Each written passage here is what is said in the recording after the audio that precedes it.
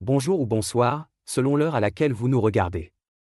Je suis votre chroniqueur audio et animateur de podcast à l'ODJ Media, et aujourd'hui, je vous propose de découvrir la chronique de Mohamed Aït Belhassan intitulée La bulle de l'IA devient impossible à ignorer.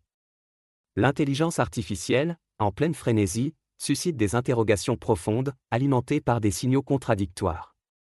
Une véritable bulle en gestation ?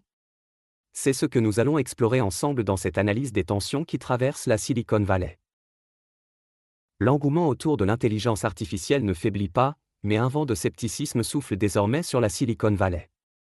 Entre les ventes massives d'actions chez plusieurs géants de la tech, les performances financières spectaculaires, et les inquiétudes grandissantes des investisseurs, le secteur de l'IA donne à voir un paysage traversé par des signaux contraires.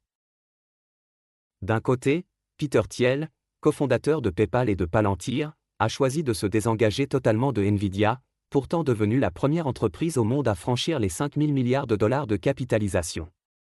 Le milliardaire avait déjà comparé la frénésie actuelle autour de l'IA à la bulle Internet de 1999 et restructure désormais son portefeuille autour de valeurs qu'il estime plus diversifiées.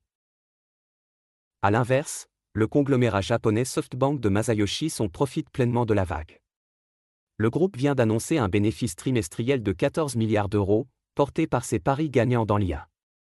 SoftBank a même racheté Ampere Computing et noué un partenariat ambitieux avec OpenAI. Au-delà des grands investisseurs, c'est l'écosystème lui-même qui exprime ses doutes. Lors d'une conférence sur l'IA, plus de 300 fondateurs et investisseurs ont été interrogés sur les startups qu'ils vendraient à découvert.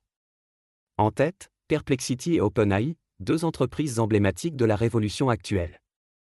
Même OpenAI, pourtant leader incontesté, suscite des réserves, notamment en raison de dépenses d'infrastructures annoncées qui dépasseraient les 1 000 milliards de dollars. Les acteurs du secteur reconnaissent qu'un cycle technologique repose souvent sur une forme de bulle, à l'image des avertissements de Bill Gates et Jeff Bezos. Pour certains investisseurs, la question n'est pas de savoir si un rééquilibrage surviendra, mais quelles entreprises émergeront réellement une fois la frénésie retombée. Merci d'avoir suivi cette chronique. J'ai fait de mon mieux pour respecter à la lettre les propos de Mohamed Aït Belhassan et vous offrir une vision claire des enjeux autour de l'IA. Nous vous retrouverons très bientôt pour une nouvelle chronique. À très bientôt sur l'ODJ Media.